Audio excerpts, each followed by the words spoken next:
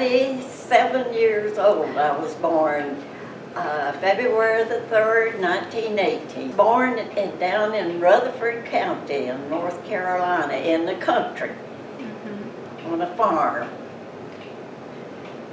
Oh gee, it was kind of bleak. When I was born, it was the year after World War I closed, and people were just trying to get out from under that, and it had only been 55 years since the Civil War had ended. So in the South, it was still pretty rough.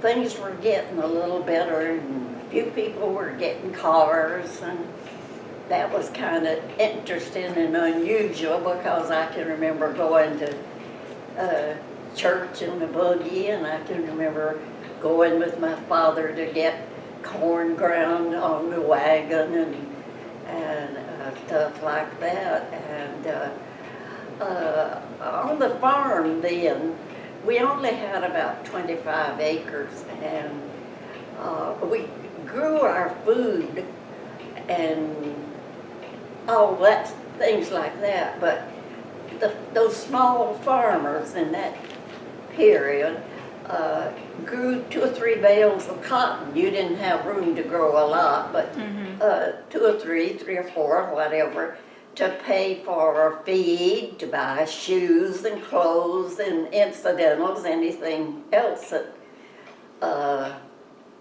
you might need. And then the boll weevil, a bug got in the cotton industry, and it was bad for 2 or 3 years. And before the farmers came back from that, people like us, little farmers, depression started. And the hog, and for your chickens and pets and anything you had. And even in the summertime, if it got a little too hot between rain showers, we had to draw water to water our garden, because most of our food we grew or obtained ourselves. We didn't go to the grocery store. We had a big garden and just grew all kinds of vegetables and everything like that. And we had fruit trees, so we had all different kinds of fruit and everything. So the depression, as far as food was concerned, didn't hurt us like it did a lot of people. A lot of people starved, particularly in the towns and stuff. But we had plenty to eat, and we had some of my relatives, usually cousins, in the summertime would come and help on the farm stuff, and you know, we could feed them, and we could divide our stuff with our relatives and stuff. It was really hard for people to take care of themselves in the towns. The South had started to get a few textile plants.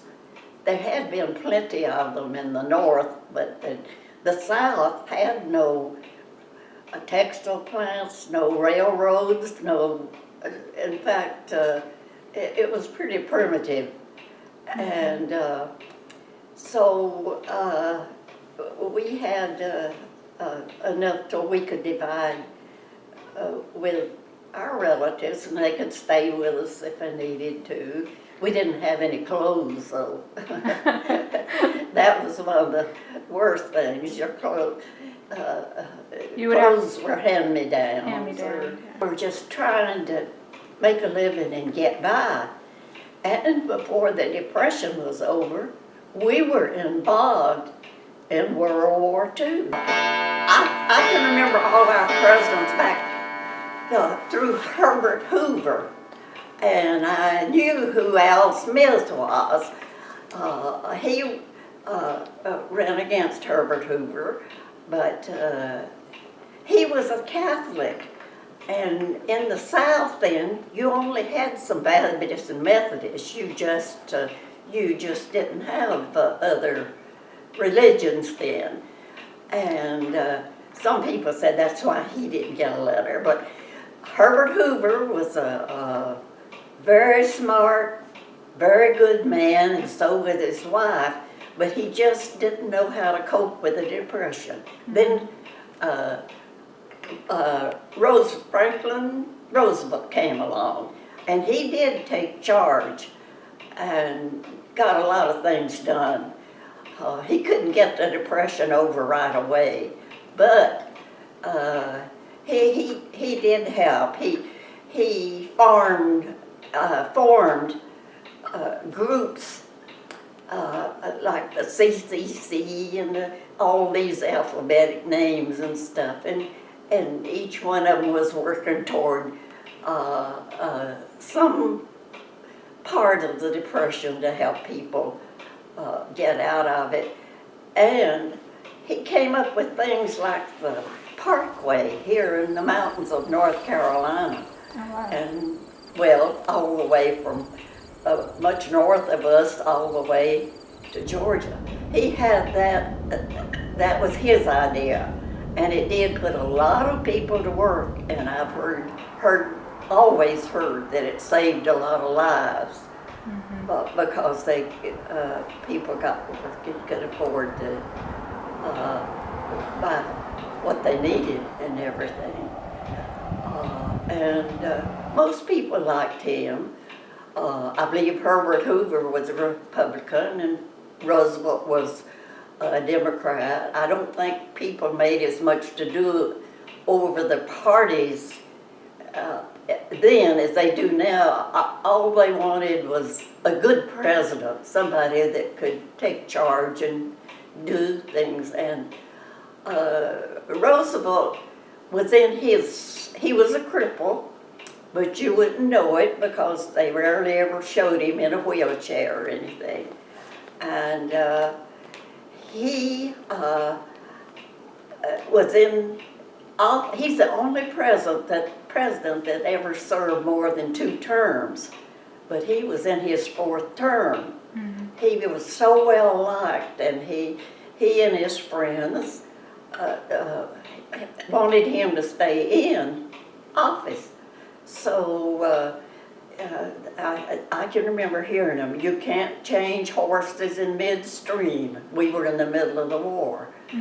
And President, Mr. Speaker, members of the Senate, of the House of Representatives, yesterday, December 7th, 1941, a date which will live in infamy, the United States of America was suddenly and deliberately attacked by naval and air forces of the Empire of Japan. The United States was at peace with that nation. the times where it's hard then are scarcer for people like us than they were during the Depression. Well, the Depression was still going on. But you had to have a coupon, a government coupon, to get any necessities, shoes or clothes or food, a jar of mayonnaise or anything. You couldn't just go to the store and buy anything you wanted, and there wasn't that much offered in the stores. A lot of it was going to feed the soldiers and stuff. And I think then is when they started a lot of people smoking. They thought it was a good idea to spend and buy cigarettes to send to the soldiers overseas. And you can remember this jingle, you'd hear, Lucky Strike, green has gone to war. They were in a green package and stuff. But it was all we could do to furnish enough food and clothes and everything. By that time, some factories had started in the South, and nearly everyone was making products for the war effort. And I was a shipping clerk during the war. In our factory, we call them cotton mills, we made twill for the government. And it was, they were real strict. You couldn't have a bill of lading with an error or eraser or anything like that on it. They had to be perfect. And we had a little machine, not much bigger than your tripod, that our orders and stuff would come in on from Washington or wherever, whoever was planning what was needed and wanted and everything. And trucks would come and gather that up and take it to places where it should go, and some of it we shipped by train. I'd have to order train cars to come in to take it to various places. And see, it lasted for about 4 years, the Second World War did. And by then, Roosevelt, the president, had died, and Harry Truman, the vice president, had come in to office. And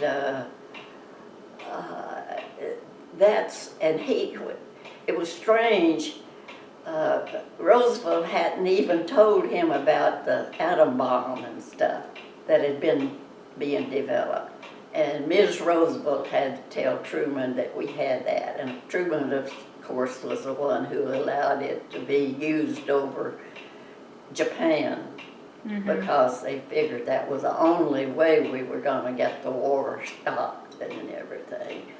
But things were awfully scarce, and you couldn't go any place because if you had a car, you couldn't get gasoline, and you couldn't get tires if they wore out. So people, and I remember we had a Ford, my dad did, and you just put your cars up on blocks for the duration because there just wasn't enough stuff. Everything went to the war effort, almost. But we had no way of knowing what was going on, and we just hear horrible stories about what was happening in the cities, people committing suicide, they'd lost everything, and people starving, and all of that, it was really bad. And then when the war started, the only way we could know what was going on, we went to the movies. Movies cost a quarter then, and they would have, first they would have little comic things and everything. Then they would give the news, and that way we'd get all the news from overseas. They had what they called airmail then, and you got letters occasionally from some of the people, and sometimes you didn't, and we finally got through that.